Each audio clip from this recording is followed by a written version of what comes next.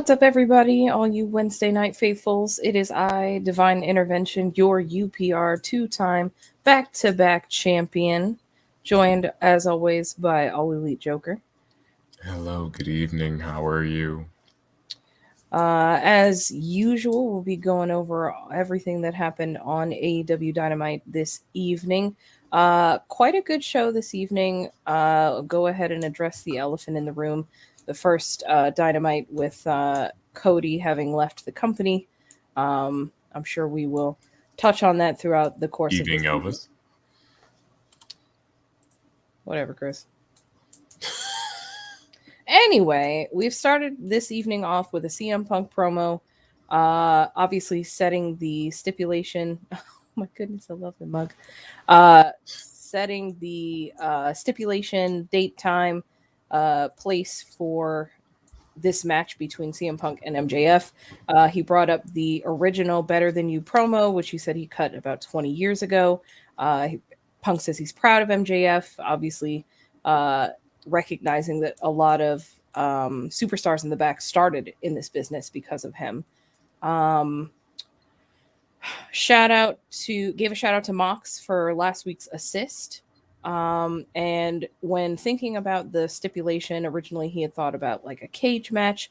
Obviously went against that. Wardlow and everybody else can climb a cage. Obviously MJF has been ducking and dodging CM Punk for the longest time. And in the end, it all culminates in the announcement of a dog collar match for Revolution. A lot of whispers about this online. Joker, what do you think about this particular type of matchup? I'm excited. I'm excited to see Max in something that he, thrives in, which is an old school environment, because this is very much a old school type of match. I'm hoping it's also we're in the transitional period of Punk becoming more of that, hard ass, doesn't take anybody's nonsense. I think we're seeing the transition over to that version of Punk, more so than happy go lucky. I'm back, happy to be back, Punk. I think it's gonna be a really good match. They got big shoes to fill, though. Considering the only other dog collar match that's been televised in the last 20, 30 years was put on by the late Brody King and obviously Mr. Rhodes, which was a complete banger. But I'm very excited to see what these two do with the match, and I feel like it's going to be quite a violent encounter. I'm very excited to see it.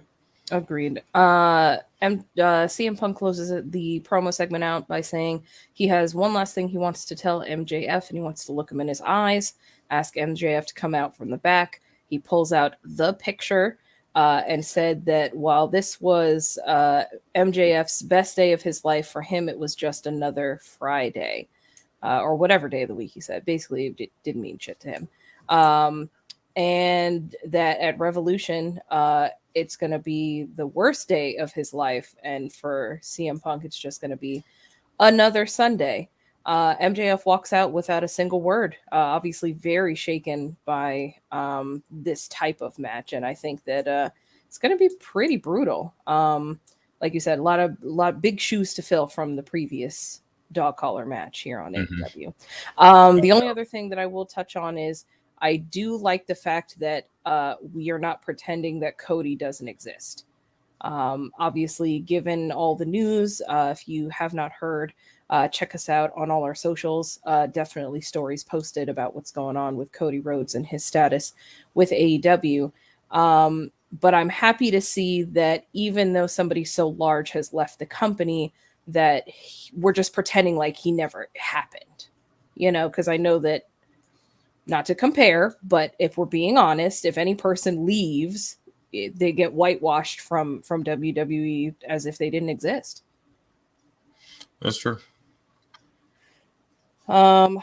Let's see here. Moving on, we've got a promo segment between Jurassic Express. They really have stopped calling them that. It's truly been Jungle Boy and Luchasaurus. Yeah. I'm wondering if there's some branding issues because obviously Marco Stunt is not in the picture anymore. I'm wondering if there are some branding issues associated with him. Maybe, I don't know. But anyway, cut a promo about who is going to be next in line. I guess it's going to be 2 different tag team battle royals to determine 2 number 1 contenders, and at Revolution it'll be a 3-way match for the tag team championships. Jungle Boy says he's no stranger to winning a battle royal, and kind of takes a nudge at Christian. I feel like we're starting to kind of sprinkle in more of these interactions between them. I'm assuming that before 2022 is over, Christian will have turned on Jungle Boy and Luchasaurus. Safe assessment. Yeah. Christian says that they're going to shake up the tag team division. Very interested to see who is in these battle royals, and then who ends up taking the 2 spots going into the pay-per-view. We will kind of touch on that a little bit later on in the show. But for now, next we had Bryan Danielson versus Lee Moriarty. And I know a lot of people were very excited about this match. Hi. Man. You included. Yes. Oh man, I want that dojo so bad. And we'll get more to that, of course, later. But this was a huge segment. Yo, I don't know. We've seen a good amount of Mr. Moriarty's matches so far. Mm-hmm. I don't know how many we've seen "This is awesome" chants. And I mean, the crowd was just all over this match. I mean, they were chanting for Lee. You know, they were booing Danielson, even though they love Danielson and everybody loves Danielson. It was outstanding, and just further just shown what Danielson was preaching. And, you know, it was like, look, this is what I'm trying to do. Mm-hmm. And he's proving why he is probably the best wrestler, you know, in the game right now. Because in my opinion, that man's had nothing but 5-star matches since he's gotten there. And no matter who he's wrestling, whether it be your Lee Moriarty's or, you know, those absolute just crazy matches he had with Hangman Page. Mm-hmm. I agree. And I think it's also circling back to Lee Moriarty, because I feel like he kind of gets left out of the equation when it comes to his own matches, because he's gone against some pretty high profile people. Like even the commentary team brought up the fact that he went against CM Punk and was able to hold his own, you know. So I feel like he does get a little bit of a shine, but almost gets overshown by the caliber of stars that he's with. But I think tonight he really showed that he's one to watch for sure. Yeah, because I mean, as far as his people that he's wrestled, yeah, Punk, and I think he had a match with Mox at one point. But Danielson is the kind of wrestler that can, I mean, he compliments anyone. But because he's so mat savvy, you know, he's an extremely, extremely technical wrestler. And so is Lee. And so they were able to do a lot of things that we haven't seen a lot of, or if at all. You know, there's plenty of times you and I were both sitting there like, what the hell was that? Like, they were contorting their bodies and doing all kinds of transitions, and it was just amazing. Well put together. The intensity was there, and like you said, Lee got to shine while still looking like he was putting up one hell of a fight. You know what I mean? Right. I agree. It was great. I feel like it was perfectly done, and just makes me all the more excited for what's to come. Right. Quick shout out to AEW doing a program for Black History Month with custom music for several of their Black superstars. Lee Moriarty came out to his song as his entrance music, and I highly recommend any person go and check it out. I think it's on Spotify or wherever you get your music. Hashtag not sponsored. Hashtag could be sponsored. Hashtag open to it. But yeah, no, incredibly technical match. Lee is very flexible. It's very evident that he. I'm sorry that the Jack mug is killing me. It's so cute. Obviously he takes after Danielson in his style and his repertoire, if you will. There was some sort of crazy leg tie up in the middle of the match where like both of them were upside down and beating each other. Like, I don't know what I was seeing, but I was truly blown away by this match. That's what I was talking about. Just the transitions and the ways that they were getting into like different holds with each other. And then, it was such a technical stalemate. And all of the people that he named when he gave, his spiel to Moxley, all those guys are just technical wizards, either in their own rights already, just needing polishing. When you talk about like Daniel Garcia, all of the guys he talked about and mentioned are all guys who have had brushes with greatness and have shown that they are great and can be great. And the idea of having Danielson and Moxley together, just forming this unnecessarily amazing group of future stars, and then like legitimately we can look back in the future, we'll be able to look back and be like, man, looking at somebody like Lee Moriarty or Garcia or Dante or whoever else they wind up grabbing. Well, and here's the interesting thing about the people that they're picking. By themselves, they're not, I don't want to say they're not super interesting, but there's no gimmick to them. It is just pure unadulterated wrestling. Yeah. And, if you get the opportunity to have the matches and let your body of work speak for itself, that's great. But I think by putting them together as a faction, they instantly become that much more interesting and that much more dangerous. So I think everybody's kind of on board for the Danielson Dojo, as it's kind of been dubbed via the internet. But someone else who's kind of okay with the idea is Jon Moxley himself. Getting to that, the amazing match finishes with a crazy knee in the corner, psycho knee, which Lee kicks out of, and then the stomps into what I'm dubbing the double by lock, because obviously it's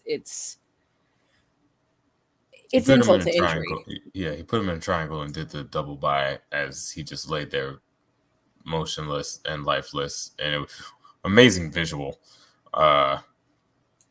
And just Danielson being Danielson in the most Danielson way possible, and it's just been such a treat to watch him work. And and then Moxley comes out, and we got what we've been waiting for. He doesn't trust the American public. I thought that was funny.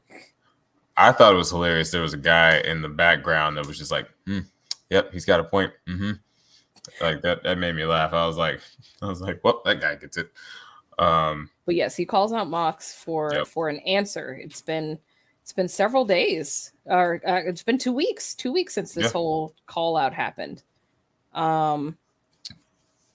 Mox comes out telling tales of old. Apparently, I guess their first match together was in Ohio, and Danielson was late. They had to stall for like 45 minutes. And he, Mox just reminiscing about how he used to just be one of those guys in the back, some of those people who, they're trying to take under their wing. And obviously Senor Danielson is the only person, or not the only person, but one of the few people that Mox has not beaten to this day. He came out and said it. And of course, when Danielson came on the scene, made note that everybody else was scared. He was super excited, obviously really ready to tackle this beast, slay the dragon, as it were. But Danielson doesn't want to fight. He wants to team up. And of course, Mox thought super hard about it. Really didn't have a reason to say no. But then it occurred to him, could Danielson be wanting to team because he's afraid of facing Moxley on the other side? Moxley isn't saying yes, but he's also not saying no. And he doesn't stand with anybody in the ring unless he's bled with them. obviously kind of leading to something at Revolution. I mean, this is a lot to break down here. What are your thoughts about this whole response from Jon Moxley? Definitely a Revolution match, without a doubt. And I'm already saying it's going to be contender for match of the night. But having said that, this was probably the most Mox. All right, I'll do it, but we got to fight first. Like we got business to handle first. Mm-hmm. I mean, I like the idea. It's a great idea. But we got business we need to finish first. Mm-hmm. And that is a very Moxley thing to do. And I don't know if we can go much longer this way than had they just been, all right, let's see what happens. Because then the match is still going to be burning on the back burner. But going ahead and getting it out of the way beforehand, if they truly do go ahead and start the dojo, you get that out the way. They can still have another match later down the line. They can still turn. One of them can still turn on the other later on. But that's not just sitting there seething in the fans' hearts, from the get-go. Right. It takes that possibility out of the window. And it kind of gives you the best of both worlds because you still get to see the two of them face off against each other. Mm-hmm. But still the potential for this crazy dojo situation still lingers in the air. So, do you think there'll be any kind of stipulation for the Revolution match? Or you think it's just a good old-fashioned wrestling match? I don't know. Honestly, I feel like it's just going to be a good old-fashioned wrestling match because, in all honesty, you got two of the best technicians in the ring. Because while Moxley is very much known for his destructive behavior and very, brutal style, he's also very technical and can hang with the best of them when it comes to that. So I'm actually really excited to see the two of them completely, free in their element with all of the years of experience that they have both have under their belts between both multiple promotions because of, Ring of Honor, excuse me, WWE and AEW and all the stuff in between, being New Japan and all the other ones. Seeing all of that, the culmination of that happening at Revolution, I'm very excited to see. I'd be very surprised if it didn't happen at Revolution, but I'm just going to go ahead and say it's going to happen at Revolution. Yeah, match of the night for me. And it hasn't even happened yet. Fair enough. We'll go ahead and put it in the books. February 16th, 2 weeks before Revolution, match of the night. Next, a brief promo about Keith Lee. Obviously made his debut last week during the Face of the Revolution qualifier match against Isaiah Cassidy. Great match. Should definitely check it out if you're a fan of Keith Lee. I mean, he is limitless. The limitless one is here. He said phase 1 of his plan is done. Phase 2 is this ladder match. And he's here to make a statement. And the TNT belt is as good as his. Keith Lee, a strong contender for the Face of the Revolution ladder match at Revolution? I think so. I think he's going to win and then beat Sammy, which I'm 100% okay with. Well, here's the thing. I thought the ladder match, the title's on the line. Oh, yeah. Yes, like the title is on the line in that match. So he certainly is a strong contender. Given the match that's next, there's another strong contender. And an even more strong contender if you think about who's fighting on Rampage. Powerhouse Hobbs versus Dante Martin. Got a lot of big beefy boys lined up for this ladder match. Man. Ooh. Yeah. It's funny because, for so long, we really haven't had a lot of like main focus big guys. Archer's been around most of the time. And then, Hobbs has been around a good amount, but he's really gotten built up more so in the last year and a half, since he's been here. Same thing with Wardlow. Wardlow's been on this very slow burn, methodic storyline that's gotten him to the level that he's at. Of course, Keith Lee came in and was instantly a star because he's Keith Lee. Right. But yeah, to see all these big guys, potentially we got 3 big guys. Well, we already have 2, but potentially, 3 very large men in this ladder match. I'm very excited to see who else we get. Assuming Scorpio Sky, did he won last year? Maybe, possibly. Potentially. I don't know. I can't remember if one was announced for Dynamite next week. But we'll I'm sure we'll see something about it on Rampage. If nothing else, we'll see who else is on the docket to potentially be in this match. Obviously, I don't know if all the big beefy boys will end up in the match. Sammy is a high flyer, not to say he can't do anything with a big, strong, strapping lad. I think to complement his style, somebody like a Dante Martin would be nice to see in the ladder match as well. I'm sure he would do something absolutely nuts off the top. I wouldn't be surprised if we see Keith Lee do some just crazy like flying senton or something off a ladder through a table on the Wardlow or something. Like the big guys taking the big guys out. Yeah, for sure. Essentially. The moonsault is apparently his claim to fame, so I guess we'll see if he pulls that out in the ladder match at the pay-per-view.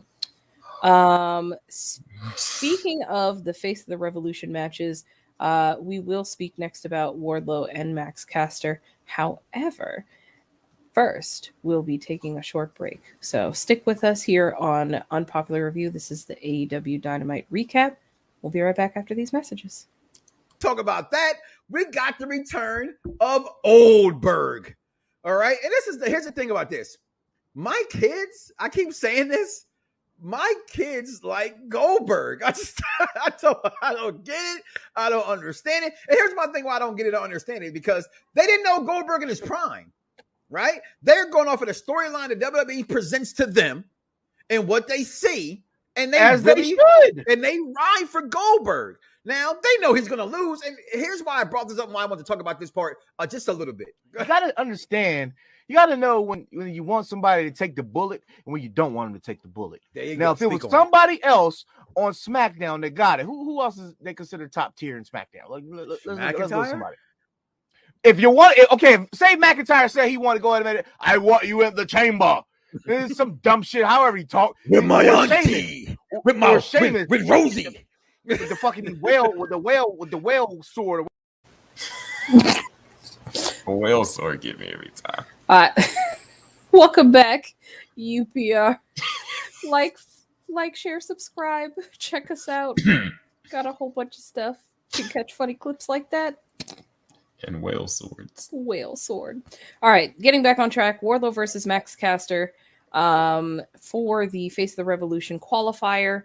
Max Caster, of course, comes out with his rap to all the 27 black people in the audience. He made a comment about the baby. 28 because the ref. Yeah, well, we're going to get to that. I can't believe we have a new black ref. When did that happen? It's Black History Month, ladies and gentlemen. Just saying. Shout out to the ref. Yeah, shout out to the ref. It took a dig at Nashville Hot Chicken. That the Titans lost in the first round. I'm assuming that's a Super Bowl. Look, I don't do sports. I'm sorry. I know who the Titans are, though. That's something. Good job. And that Wardlow is MJF's bitch boy.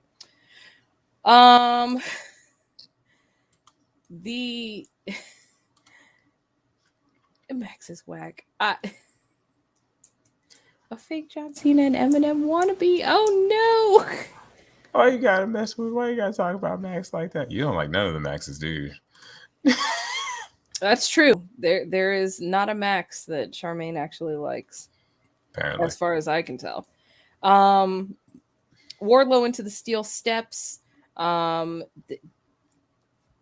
Max with the chain from under the ring.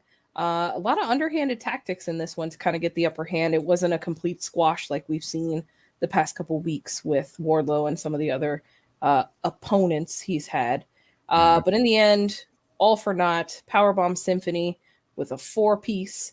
And Then Bowens attacks after the match from behind, and Spears is suspiciously absent until Wardlow takes care of business, and then he comes in for the last minute chair shots. Wardlow looks like he's about ready to put hands on Shawn Spears. First of all, let me say, Wardlow, that's a scary looking dude. Okay, like when Wardlow gets up after that powerbomb symphony and he, does his roar and just that man looks terrifying. Okay, like his whole face is red, his eyes are like focused in, like I'm going to murder something. Like Wardlow,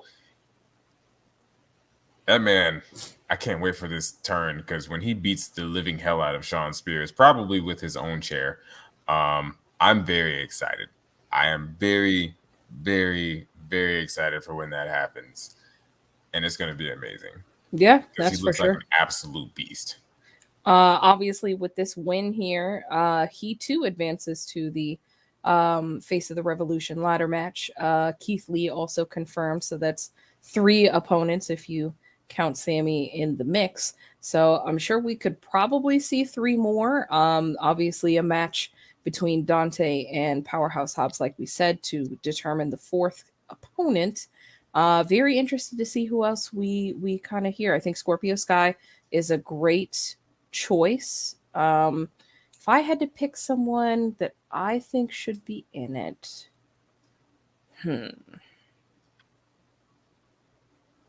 it's hard because all the other pillars are spoken for. Like, obviously, I don't want to expose Hook like that. He's not ready for something that big yet. As amazing as Hook has been, you've got to protect the aura. And I don't think that with all that going on that he would be able to handle that kind of traffic, personally. Yeah, I mean, I can see how it'd be overwhelming, but you gotta learn the boy. If Dante were to end up in the match, like if Powerhouse Hobbs were to lose, what if Ricky were to step in, and win a match to enter on his own? I mean, I'd love to see Ricky in a ladder match.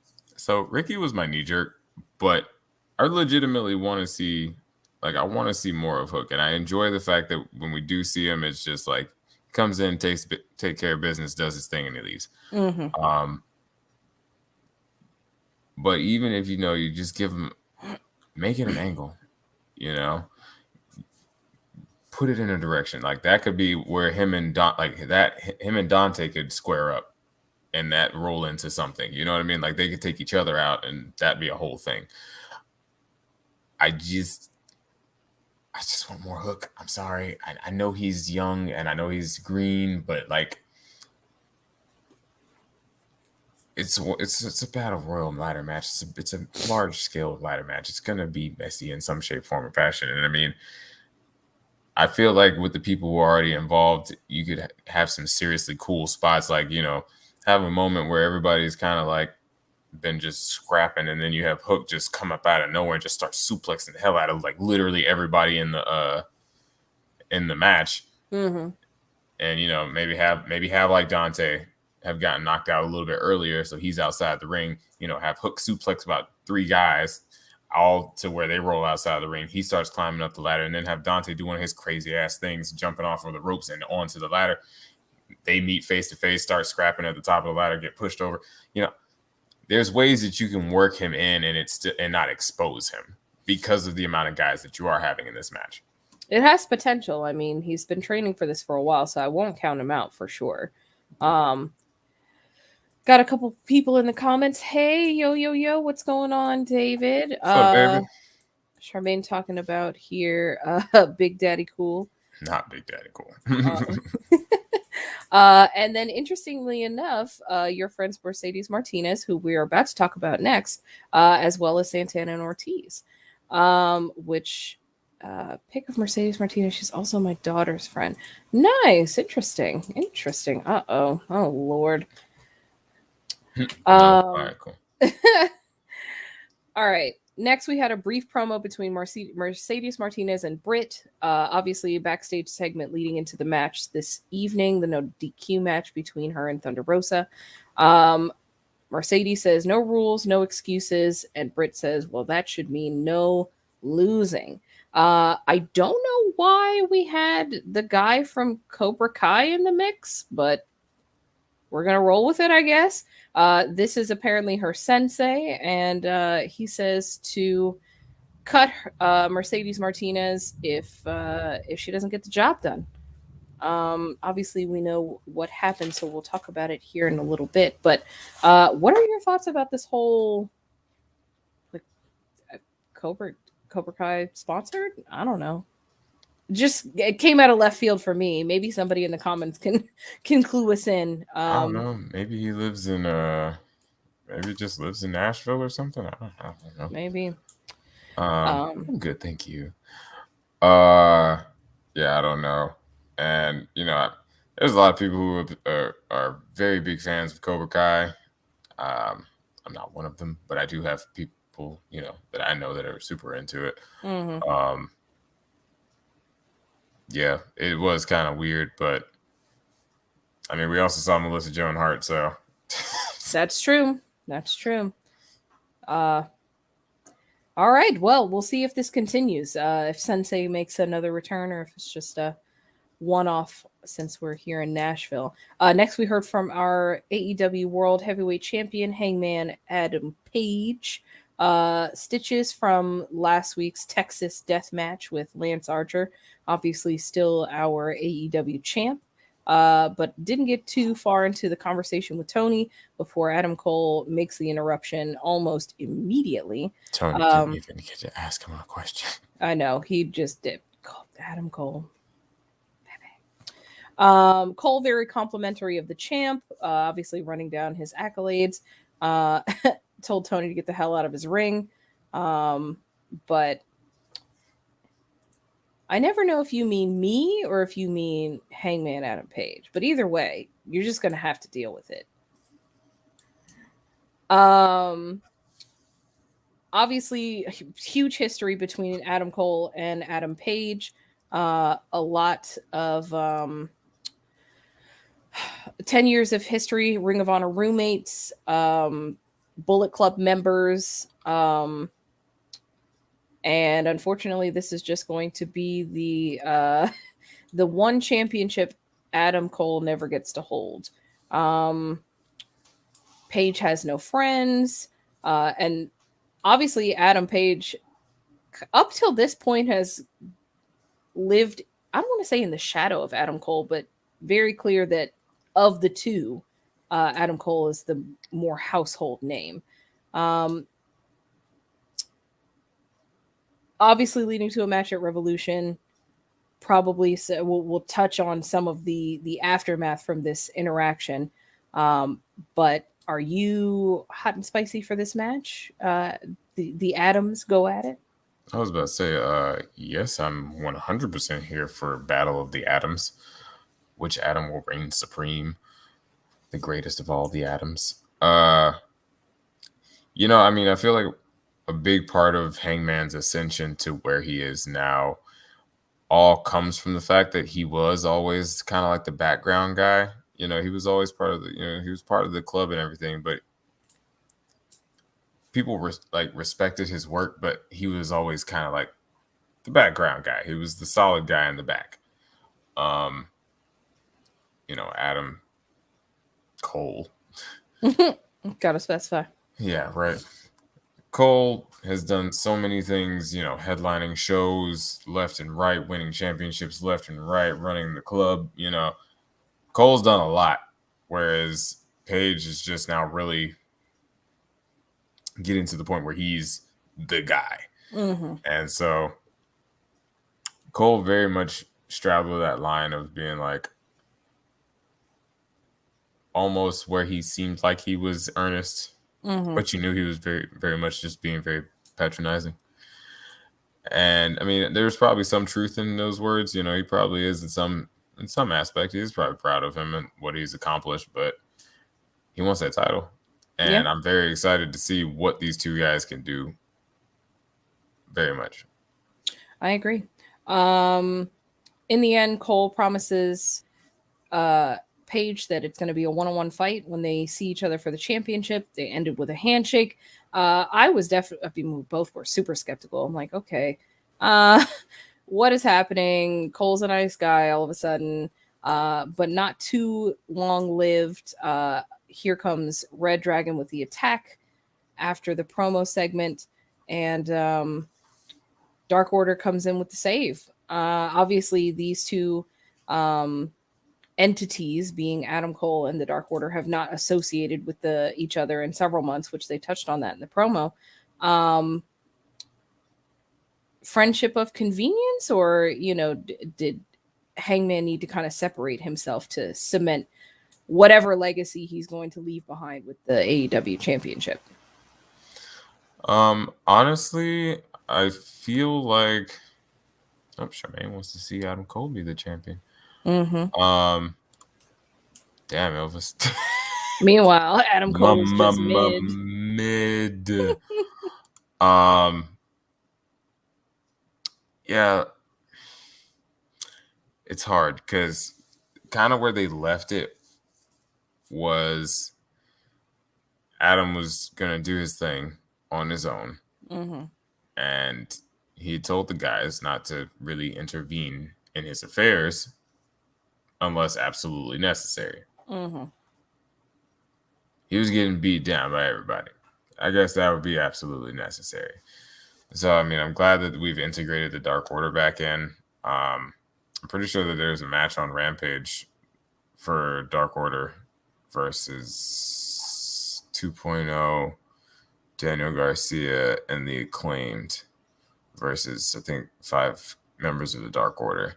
And so I'm wondering if there's going to be, you know, follow up to that on Rampage. But I'm glad we've gotten the Dark Order back. I hope it's not just a small, you know, one-off thing. I always go back to that video package that they had before that big match that he had when he fell from grace the last time before he fought Kenny. Right. With him when he came out with the whole crew and had the black and purple on, like, I understand they wanted him to cement his legacy as, you know, without the assistance of the Dark Order, but I still wish that we had kind of kept a little bit of the, you know, at least just showing them in the back, maybe yucking it up or something, you know, just little somethings to be like, they didn't just disappear. Right. No, I get that. But I'm very happy to see them back, obviously. For sure. Only Lee Joker is the head of the table. Oh, thank you, sir. Suck on that, Chris. Yeah. Brief promo between Sammy and Darby. Obviously, their match is going to be the main event this evening, and not a whole lot to go into here other than they're probably going to do something stupid, which we will definitely get into at the end of this segment. Yeah. Next up, Charmaine's other friends, P&P, Santana and Ortiz versus Chris Jericho and Jake Hager. What I am assuming is the dissolving of the inner circle. Obviously, they're trying to squash their beef. And Eddie makes his return. Eddie Kingston returns to the ring, or returns to AEW. Not in ring, but ringside for P&P for this match. Let's see. I mean, they were beating the crap out of each other. You want to take this one? Eddie Kingston is the king of indie wrestling. Okay, Eddie Kingston makes you care about every match that Eddie Kingston is a part of, and you should be happy that you have been graced by his presence and his amazing slaptastic entrance music. And man, I was super excited to see Eddie come down I was hoping for it because as Santana, like, you know, everybody squared up and everybody's music was over. P&P came out second.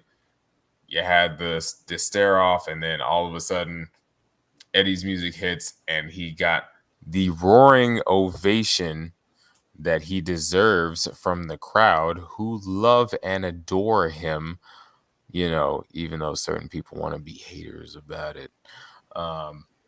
Yeah, I'm just glad he got his heroes welcome back in Nashville. just show. I mean, Eddie, it doesn't matter where Eddie's at. He's gonna get cheered because people love Eddie because he's just so easy to believe. Everything is a shoot with Eddie.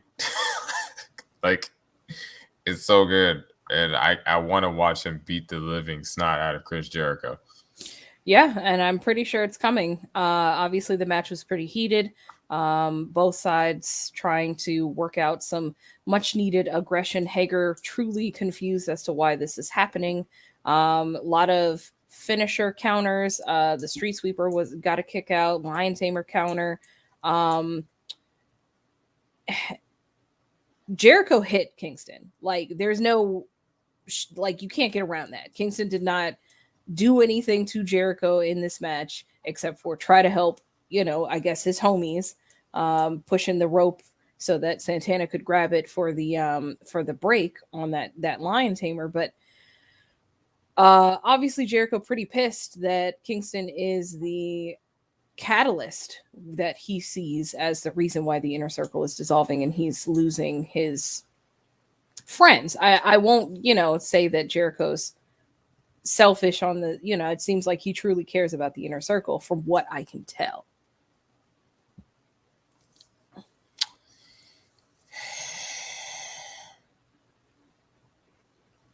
Jericho's character at this point is very complicated. Real quick, shout out Jake Haker. That man looks like an absolute beast right now. Oh, for sure. The commentary made mention of his physique and the fact that he's been doing a lot of MMA training because I think he's got a fight coming up soon. He looks like he's got a fight coming up soon because man looks like when he got tagged in, like Ortiz, he just kept yelling why at Ortiz. Ortiz just nailing him with everything he's got, and he's just why? Bow, picks him back up. Why? Not good enough. Why? Like, yeah, the punches looked legit. Oh my god! Like Hager. Honestly, I mean, I'm not about to sit here and say that Jake Hager is one of the greatest wrestlers of all time or anything like that. But what I will say is Jake Hager is a good wrestler, and he's very good at like his believability. Like, certain times when people, especially when they've gone to MMA or come from MMA, they kind of look like you can tell that they're holding back because they can legitimately murder somebody with their hands. But Jake always puts enough, like he puts the force into it to where it looks like he's legitimately hurting somebody. Right. And yeah, very good for Mr. Hager. I'd be glad to talk about how I legitimately won the title by answering the most questions correct that I think you had a hand in setting up. So this time around, I want a tiebreaker because I don't want any excuses when I'm your 3-time back-to-back champ. Anyway, moving on. Baby. Jericho attacks after the match. Obviously, this is leading to something. I'm sure we're going to see a match between Eddie Kingston and Jericho at potentially Revolution. I mean, I wouldn't want this to go any further than that if that's the destination. And Jericho put hands on Kingston, so I mean, he's gonna want to fight him. Oh, without a doubt. I mean, he already wants to fight him. So yeah. We'll see what develops from this. Obviously, no announcements yet, but I'm sure something will come up. If not on Rampage, then Dynamite next week, and we'll talk about it with all you lovely people. Next, we have a Young Bucks, Red Dragon, and Adam Cole promo backstage. Obviously, Red Dragon confused, wondering where the Young Bucks were during that beatdown on Hangman Adam Page. I don't think we touched. Oh, we did touch on that they, came and attacked him from behind. Yeah, the Bucks suspiciously absent from the beatdown, and obviously the Bucks chuck it up to them being tired of beating up on Adam Page, and they're just ready to move on to some other stuff. Cole and White are going to face 2 members of the Dark Order, from what I can understand, on Rampage. I think. So Adam Cole, I believe, is fighting 10. And then Jay has a match against Trent. from Best Friends. Got it. Okay. So they have 2 singles matches, but they are both competing at Rampage. Got it. And then the Bucks and Red Dragon are bickering about the number 1 contendership for the AEW Tag Team Championships. Obviously, both teams have made it very clear that they want to be the next tag team title holders. And I don't know. I think it would be very interesting to have both entities, like even to speculate of having Red Dragon, the Bucks versus Jungle Boy and Luchasaurus at Revolution, just for the potential shenanigans. But I would rather not see both of them in it. I want the inner turmoil because one of them won it over the other. If you had to pick, who do you pick?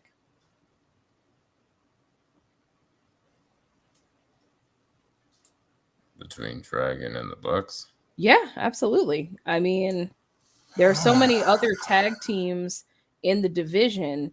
You can't tie up a triple threat tag team match with one storyline. Like it's got to branch off to some other, in my opinion. If that's where we end up, then that's where we end up. But for me, it's got to be one or the other. I personally am kind of hoping where we're going at this point, especially with Jay White being around. And I know he was kind of brought in as like oops, I shouldn't have said something I said. But the fact that he's kind of getting integrated into storylines and stuff makes me think that he's going to be around for a little bit longer than we anticipated. And I'm hoping what this winds up being is, because of course we didn't see the Bucks tonight attacking Hangman Adam Page. I'm hoping what we're coming to is Kenny and Hangman with the Bucks versus Cole and White and Red Dragon.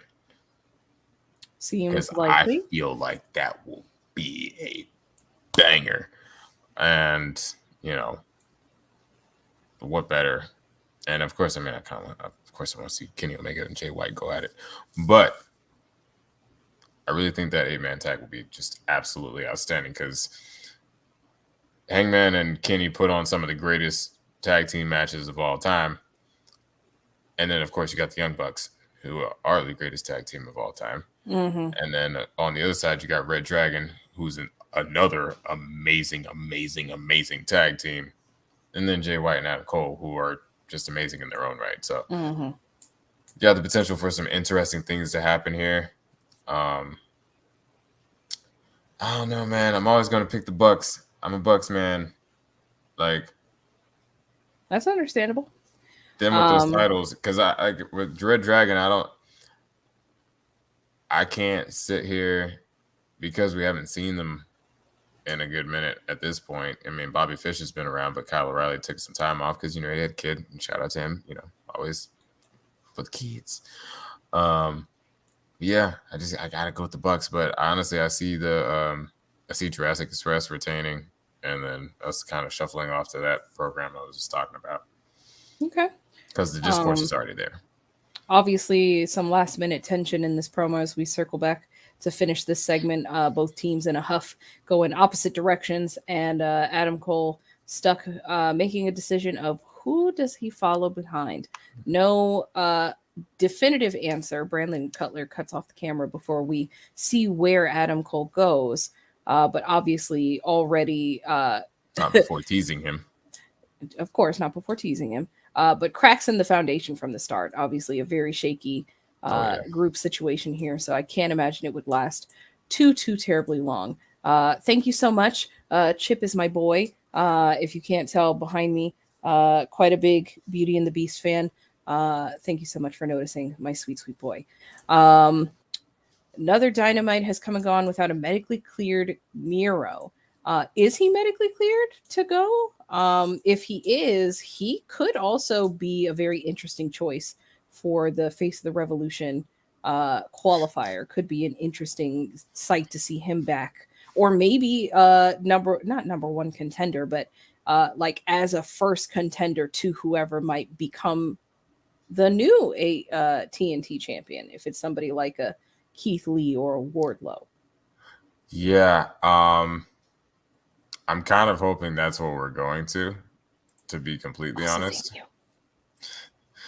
I'm kind of hoping that's where we're going. Because if you have Keith Lee, and then you have Keith Lee win it, and woohoo, big moment, new champ, yay! And either that night or following Dynamite, whenever he's making his, I'm the new champion speech, because you always gotta have a I'm a new champion speech. Have Miro's music hit, and just have those two go at it, because I don't think they ever fought when they were both in WWE, because Keith was on NXT and Miro was on the main roster. So yeah, I don't think they ever interacted. And man, oh man, that'd be great. Yeah, for sure.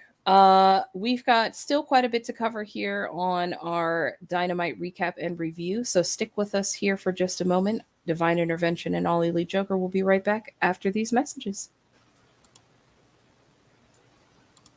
Oops. All right, everyone, chill. I'm poison. Poison ivy. And the only man who can stop them. Hi, Freeze. I'm Batman. Can't do it alone. And you are? Batgirl. That's not awfully PC. What about Batperson? Found the Batcave. She knows who we are. Guess we just have to kill her. We're going to need a bigger cave. Batman and Robin.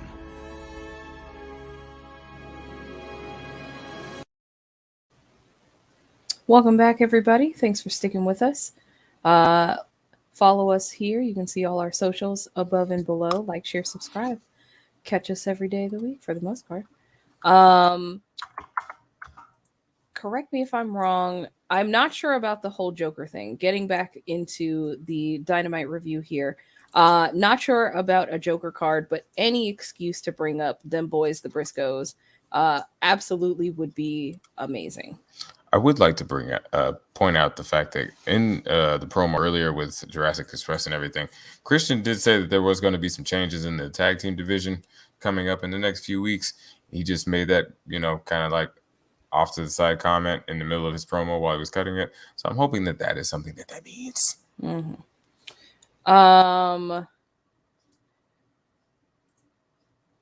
Obviously, we talked earlier about Cody leaving the company, wishing him all the best here in all the best in his endeavors, whatever he decides to do. It's an interesting match. I don't know how we get to that, but anything Cody Rhodes doesn't have to be a reason. Yep, anything Cody Rhodes touches, he's going to put 110% into. Seth Rollins, for all of his interesting character choices, is very talented in the ring. I think it would be a bang up match. Nothing more to say about two professionals. I will go ahead and say that I hope that like you said, Cody, if he isn't truly going to WWE, I hope he gets what it is that he is going there to get, aside from, pay increase. But I legitimately hope that Cody can continue to be the forbidden door that he has so proudly become. And I hope that he is part of a catalyst that changes some of the things and some of the way that WWE does things. And, maybe gives their talent a little bit more creative freedom. I'm hoping that there can be some more change that just further betters the business. Yeah, for sure. No WWE haters over here. Obviously, just want to see wrestling as a whole progress and grow. So all the best to, like we said, Cody, and whatever he decides to do. Hopefully he takes a damn break. That man's been going nonstop for so damn long. He just had a kid. He just had a kid. But him versus Seth would probably be a very good match, honestly. Yeah. Quite a few weeks between now and Mania. Definitely some time off, but the man's a working man, so I don't know if we the break won't be for too long. I'm sure we won't miss him from our TV screens for too terribly long. So this is an Aegis by Geek Vapes. It's a completely integrated Tanks up here. Single bay. It's Oh, very Lord. nice. Please enjoy. Oh my goodness. Yes. Catch him in the comments about the vape mod. He'll talk to you for hours about it. He absolutely loves it. Getting back on track with Dynamite, because we still have quite a bit to cover here. Mercedes Martinez and Thunder Rosa, no DQ match. Obviously, circling back on where we started 2 weeks ago with the match and the lead pipe. Mercedes making her entrance with her weapon of choice. And Thunder Rosa in her Kill Bill gear. I think that looked really awesome. Brawl into the crowd. Fisherman Buster through the table. Like, they definitely took it to the limit as much as these superstars certainly can. I feel like there was a bit of unfair bias that obviously Thunder Rosa had an amazing match with Dr. Britt Baker, an amazing lights out match. And I feel like you can't get away from the comparisons. But this match standalone was absolutely amazing. And at the end of the day, I mean, Thunder Rosa walks away with a win with her Thunder Driver on a pile of chairs. Pretty devastating. Yeah. Team chair versus team pipe. Mm-hmm. Very good. Very physical match. That, I don't know, what was that? Fisherman suplex? Fisherman Buster is what they called it. Yeah, okay. Fisherman Buster onto the table on the outside. And it didn't break. It cracked. It cracked. I wish I need somebody to start a company that makes it easier to break tables for the ladies' matches. Because I'd be feeling so bad for them when they try and put everything into the trying to go through a table and it just don't break. Which a lot of times is more dangerous for the performer, honestly. Because yeah. Who was it Sammy was fighting? Was it Cody? He was fighting and he did like a senton. He did a flipping senton. Flipping senton off the top of a ladder onto, I believe it was Cody, on the ladder. And the ladder didn't give at all. And it's just like, Jesus, it's just so bad, man. It's just so bad. Good night. Thanks for joining us. Good night. But yeah, just very good match, very physical match. A lot of respect between these ladies. They've known each other for a good amount of time, a nice long time. And yeah, I hope that it doesn't get compared too heavily to the Baker match, because again, it's kind of like an apples and oranges thing. Right. It should be allowed to stand on its own. Right. And I mean, it's a different match, different circumstances. And I mean, obviously that Britt and Rosa match will just go on in the history of AEW. Yeah, for sure. I mean, it's one of those matches that we were talking about it earlier. AEW tends not to try and linger on certain things, certain high spots, certain matches, because they do have a lot of epic, excellent moments. But that is one that is constantly getting referenced. Yeah, for sure. Because it was such an amazing match. Just an amazing match. Not an amazing women's match, just an amazing match in general. Yep. They put a lot of the men's lights out and no disqualification matches to shame. And it was just a match in a caliber of its own. Mm-hmm. And so, yeah, I hope it doesn't get too much of the, comparison. But I thought it was a very good match. Some of those spots looked absolutely terrible. And the post-match angle definitely raised some eyebrows and is causing me to wonder in what direction things are about to go. Yeah, I'm interested to see how these two potentially align. Obviously, Thunder Rosa showing Mercedes nothing but respect after the match, lifting her arm, trying to help her to her feet, giving her a bow and everything like that. Just, true sportsmanship from Thunder Rosa after such a grueling match. Yes, very interesting here because obviously Britt Baker not too happy about that. Storms down to the ring, has a brief powwow with her quote-unquote sensei, which obviously Victor here questioning who that is. For those who don't know, he is one of the stars from Cobra Kai. Cannot explain why he is here. There was no real context given. He's just Britt Baker Sensei. Pretty sure he lives somewhere near Nashville. Yep. I mean, there was another celebrity appearance, so just kind of chalking it up to something local. But we'll yes, we'll have to see if Mr. Cobra Kai makes an appearance other than tonight. But yeah, he basically told her, if she's weak, you need to take her out. And Baker initially orders Martinez to finish the job with the pipe. They're holding Thunder Rosa down in the ring.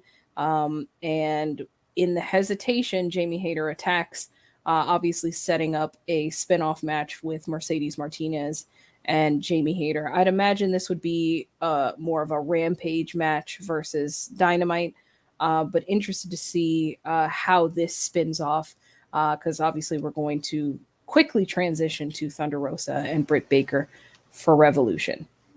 Fingers crossed. Very excited for that match. I'm also quite excited for the Hater Martinez match. I think it's going to be really good. Just for point of context, for those of you, any of you who didn't see the episode, Rosa did at the end of the match before Baker and her crew came down, she did help Mercedes up and show her that she respected her, and they had a moment of respect. They shook hands. So that was why Mercedes was hesitant. I'm interested in seeing if Mercedes becomes kind of like, because Rosa doesn't, we've seen a lot of Rosa's students, but she doesn't have a whole lot of friends in the back. Right. I agree. There's been people who've come to help her out before because she's come out and helped so many people, but it's more so on that kind of level. Yeah. I'm wondering if Mercedes is going to be like her backup once she becomes champion, like that's her friend that's, got her back in case something goes down. And not even like a situation where they're always hanging out necessarily, but just if some stuff pops off, then Mercedes is the first one out there to run out there and help. Right. I mean, look, it's already been established. I think every episode we talk about factions and having friends in the AEW locker room definitely equals longevity. So, definitely could see that transition.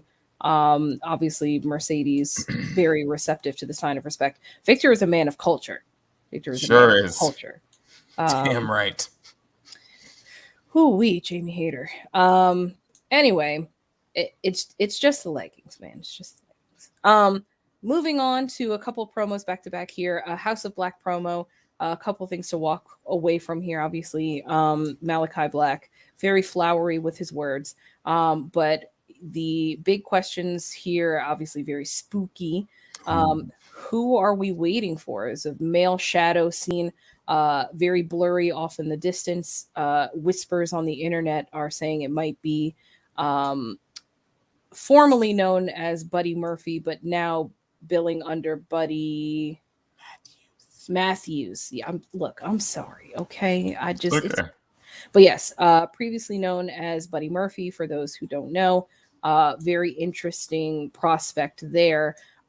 Flipping over of the Judgment card, Malachi is very into symbolism. I meant to look up the definition or the meaning behind the Judgment card, but just know everything in this promo is for a reason.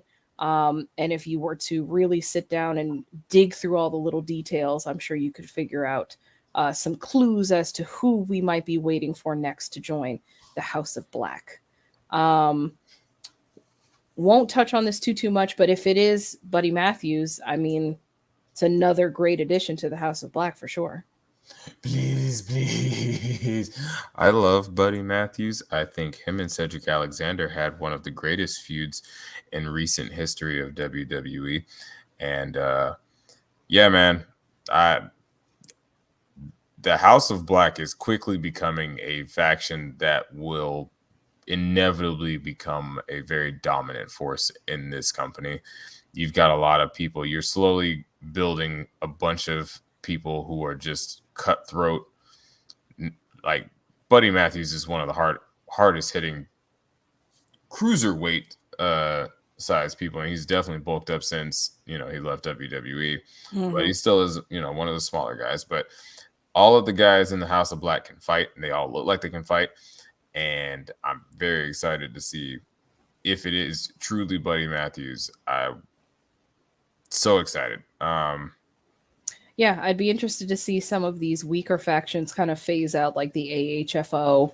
I don't know, obviously it would be a shame to see, those stars displaced to the mid to potentially even lower card, but I feel like the faction is the only thing that's keeping them relevant. And I feel like it could make way for a destructive force like the Danielson Dojo or the House of Black with more members. So interested to see where we go with this. I still am an advocate or a believer that Julia Hart is also going to join the House of Black eventually. Not sure when that transition takes place, but I mean, there's been too many hints for it not to happen at this point. So we will see what happens with Malachi and his gaggle of goths, and we will move on to Switchblade Jay White's promo.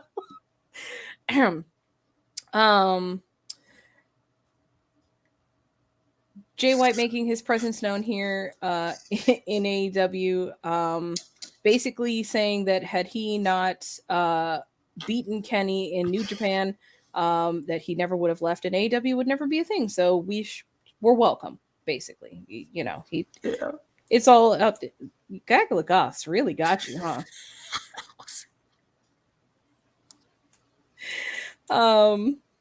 But Jay White says it's the emo ambassadors. Like, I'm sorry. I'm just thinking of a bunch of different names of them now. So Gaggle of Goths, emo ambassadors. Any other ones in the comments? Please feel free to share if you've got. Victor, I know you can come up with one. Oh, bless. Well, you know what? We'll make it a bit. We'll see if anytime the House of Black is referenced, we'll try to come up with a new name for them. Try to keep a running tally here. Gaggle of Goths and emo ambassadors is this week's top picks. Hit us in the comments if you've got any other suggestions. This week's episode was brought to you by the color black. The House of Black. Soul. Screaming. But yeah, Jay White saying it's still his era, and Resurrection and Awakening is the meaning of the Judgment card. Thank you, Victor. Thank you so much for looking that up for us. Resurrection and Awakening. That sounds like a cool tag team name. Just throwing that out there. I mean, it could be anybody. I mean, it's vague enough that. Well, because I mean, any person who has left a previous company and is coming here to AEW obviously is being resurrected as a new version of themselves within a new company. So, I mean, it could be anybody. It doesn't really lean to me one way or another. No, but I still want it to be Buddy Matthews. Plot twist, it's Johnny Gargano. All right, next. Man, that would be wild. People's brains would melt.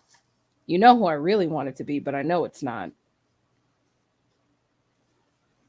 Only his favorite tag team partner in all of wrestling.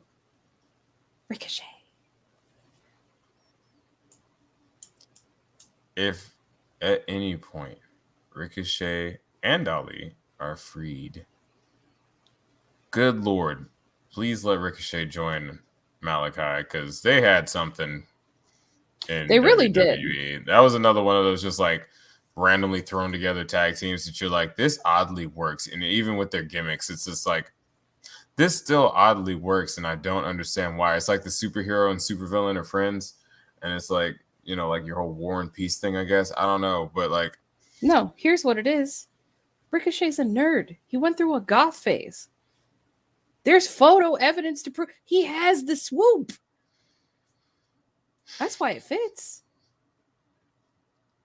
Why you gotta be bringing up old shit? I mean, it's still relevant. It still works.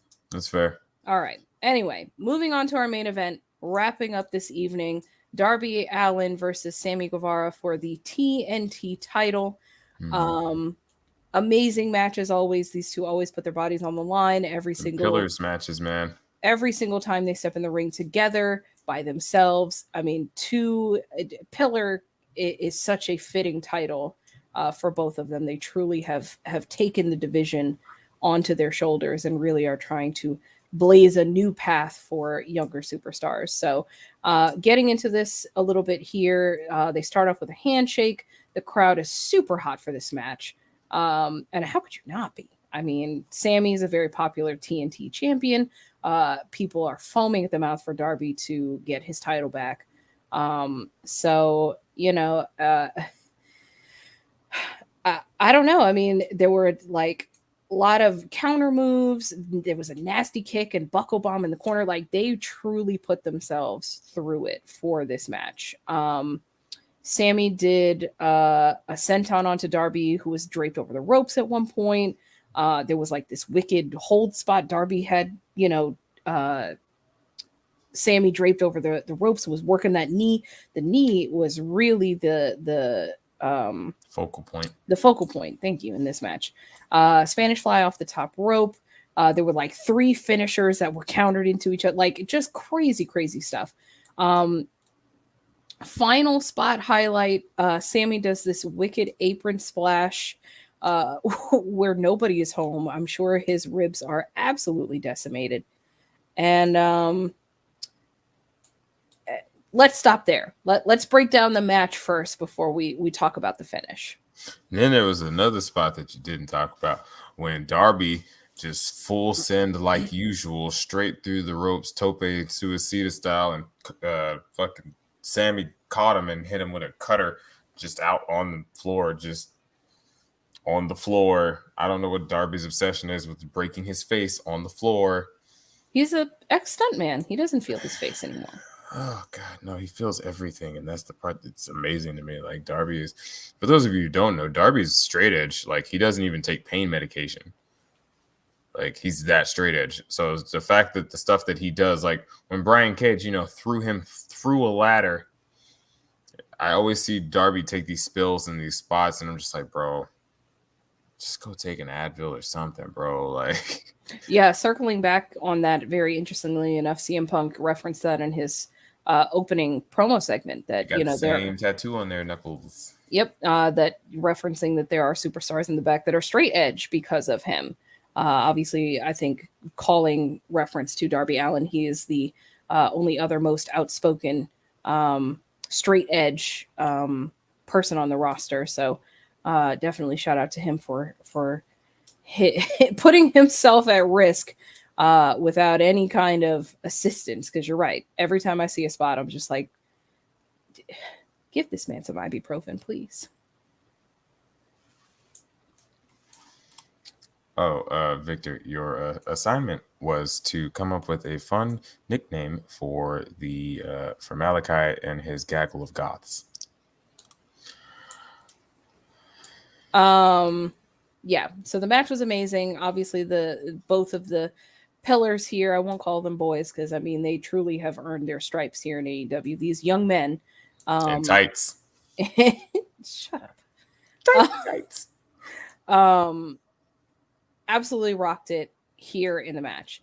Here is where we kind of hit a turning point. Towards the end of the match, Jose gets up on the apron. Looks like he's going to get involved. Sting comes in for the save and ends up causing a referee distraction. Andrade materializes from the audience with in his a tablet. Beautiful suit. Andrade is always impeccably dressed. Like, it was so purple and beautiful. Everything that man wears is absolutely gorgeous. All Facts. of his suits are just facts. Chef's kiss. Chef's kiss. But Andrade makes an appearance, costs Darby the match by hitting him in the head with his tablet while the referee's distracted with Jose and Sting. Sammy, he's a babyface, so obviously it's not, oh, Andrade did it, so, you know, I'm going to take advantage. Like, no, obviously he looked pretty conflicted, having somewhat realized what happened. But at the end of the day, champ's a champ, and you got to see it through to the end. So yeah, I love the little, oh, well. Right, because it's not Sammy like did, Andrade was getting involved. Andrade was getting involved to cost Darby the match, not to save Sammy. Right. So, you know, kind of skirting that fine line between, you know, obviously babyface versus heel behavior. But at the end of the day, hit him with the GTH. 123 and Sammy is still our TNT champion going into the Face of the Revolution ladder match in a couple weeks.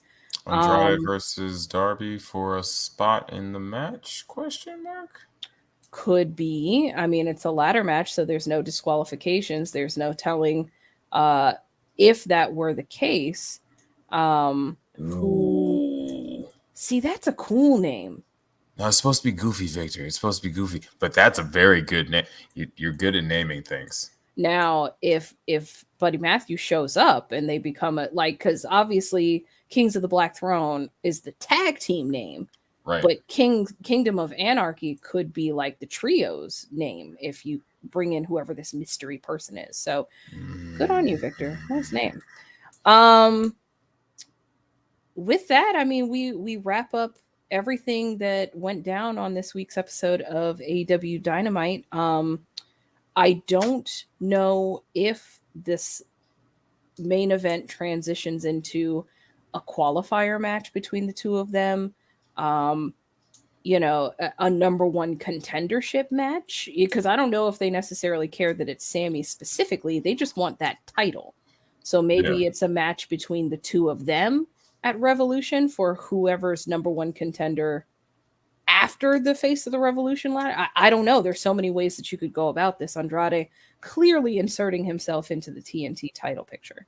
True. Excited to see where it goes. Andrade, I've been hoping for something, a little bit bigger for him. Yeah, can't wait to see where this goes. And I'm thinking it's going to be a qualifier match between the two of them for the Face of the Revolution ladder match. But I wouldn't be opposed to them having separate matches and then meeting again in the ladder match again. You know what I mean? So potentially. Yeah, I mean, we'll just see where we're at. Revolution is shaping up to be quite the card. Definitely a couple more episodes to get under our belts, and you can catch us every Wednesday night to go over all the juicy details as we approach Revolution on March the 6th, a Sunday. Hey man, gotta get the dates right. If you're gonna plug them, gotta get the dates right. Triple threat. Potential. Especially Lee, Sammy, and